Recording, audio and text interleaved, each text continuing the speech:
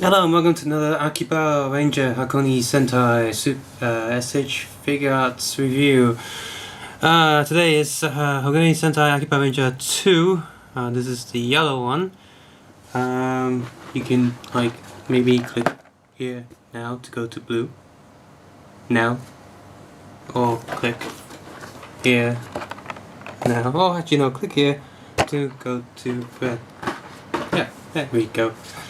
So, anyway, same kind of packaging as the blue one. Very colourful, very retro 90s, 80s style, Super Sentai with all the rainbows and stars going on. Stars on the front, on top. That's what it looks like on the side. The other side, if you want a closer look at all of these, you can head over to the Facebook link below for the photos. This is a Japanese version, so no stickers down there. And of course comes with the outrageous power from the official Sentai teams. So, open it up, hold it up. Inside, because this is in the Hong Kong version, there's no survey sheet, but you do get the instructions sheet going on. And that's that. Of course, and on the back, the backing is a Tsuu logo. Backing sheet, which is also pretty cool. Makes it unique and special, but not like the other sheets, which are just sort of plain. In fact, they should do that with all the SH Figuarts releases. Have the backing have some sort of logo or pattern going on. Now, this is like all the newer SH Figuarts releases, where the tray, the top layer, is just doesn't go all the way down. So saving plastic. That's good. You don't need all that plastic anyway. By the way, you hear about that girl, that 16-year-old who developed a way to use banana skins to make plastic? That's pretty good. No more oil plastic. So anyway, these covers are way better than the old ones because you just saw me put it off and nothing fell out. So that's good. So let's hurry up and take a look at the accessories. So apart from the fist hands is already on the figure, you also got different posing hands. Item holding hand, like a grippy hand for the gun. Relaxed hands. And open really girly hands. You got the transformation gun right here, which is the exact same mode as the Akibaranger Season 1, except it's colored slightly darker. And also logos printed very sharp right there. You got the two different scarves, which are actually slightly different to all the other scarves. So if you buy every single Akibaranger, you have a set of scarves that all look a little bit different, and they're all interchangeable with all the characters. So that's good. You'd think they'll cheap out in using the same modes. Which is what I mean. And of course you have the outrageous power, which can detach on that link, and that link, which I'll show you in a sec. And of course you have the gun in open form. I'll hold that up. Detail wise, it's pretty good. I mean, they painted as much as what SH Figuarts usually paint. You can see the face is completely blank. I guess I can get a marker pen in there and sort of detail it myself, but overall, it's pretty decent.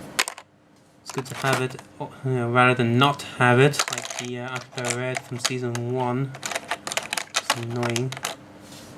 So next up is poseability. I do have to note that they decided to protect the legs with a plastic sheet between the skirt and the legs. So poseability, the neck is actually really limited. You got the 360 degrees spin, but because of the shape of the helmet and the shape of the collar, you can see that she can hardly tilt her head left and right. Look, that's all she can tilt. That's all she can tilt this way. I'm also very worried about these two bits because they look like they're going to be really fragile. So, even looking up, she can hardly look up. That's as much as she looks up. That's as much as she looks down. It's sort of terrible. They must have made. I guess if they made her neck slightly thinner, it would have been better. Speaking of limitations, her arms as well. Unlike Akiba Red from Season 1, the shoulder pads are actually made out of really hard plastic, so it really limits the arm articulation area. I mean, she can still do most things with the double elbow joint, but slightly annoying. Also, double elbow joint is slightly odd in this figure. Fist is on the board joint, you got that. Waist joint is slightly more lenient, but it's still very limited. because she got her skirt here going on. It's made out of soft plastic, but even still, it does limit the movements a little bit. If you pull the skirt off, she can do a pretty much nearly almost a split. Do an actual left and right split, and no, maybe. Oh, can I do it? Kinda. She could really do with a spinning joint right here, but she doesn't have that, so I'll put the legs back in. By the way, it says yep, tai on the back, which means in wife. So it literally translates to in wife. If it was Chinese, it just means that she's married and such. So don't look at her butt. Double knee joint right there. Ball joint on the foot. Again, would have done a lot better for the spinning joint there. Ball joint on the foot and toe joint, which can go up and not down. And of course, no die-cast feet. For the most part, with the molding, I have no issue with this figure, except this bit, this bit, this bit, and slight paintings and outer line printing, and also molding injection lines here and there. Also, the paint job on this figure is excellent and represents the character just like in the series, just fine. Also, the transparent, try not to get pervy about this, but the transparent breastplate really showcased the technology and sort of circuitry underneath on the suit. Just like in Akiba Red, and also if you're going to watch the Akiba Blue review, just the same there. That's where the transparent bit is, and that's where a lot of the silver lining detail underneath the transparent plastic is really good. Also, the printed logo is just pretty much fine, except the way the plastic is presented. There's two pieces, so the logo is sort of cut in half right down the middle. So let's just take a look at the outrageous power that comes with this figure. So you got the Die Ranger sort of outrageous cannon. This thing spins around, so you can have two characters hold one each. This thing also pegs out for the ultimate weapon that goes with Season 1. And of course you got these pegs here which attach to the bits for Season 1 stuff as well. This bit also comes off and can spin because it's on a round peg, and that's for using with Season 1 as well.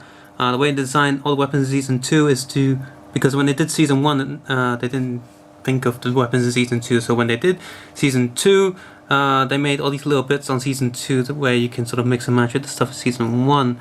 Because you see these pegs here, and you can attach these two together and make one giant mess. It's quite... come on. Sometimes it's quite tight to stick this in. Great. You gotta sort of get it spot on, or else it won't go in. And even when it does go in, I'll show you.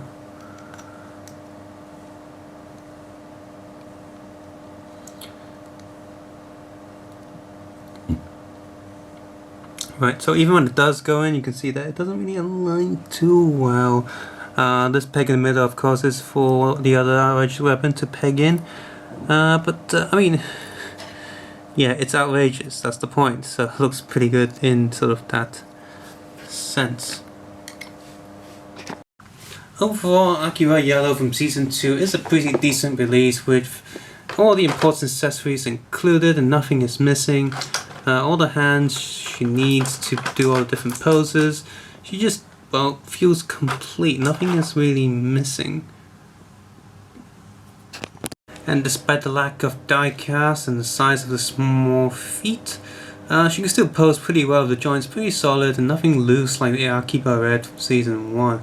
So far, this is a really good release with all the accessories, nice, look just like in the show. If you like Akibaranger, I definitely recommend picking this up. And if I don't know about Season 1, but if the Season 1 releases are also missing things just like Akiba Red, then I definitely suggest picking up the Season 2 one instead of Season 1. So look at Facebook, subscribe, suggest and comment below, and take care and have a nice day. Bye!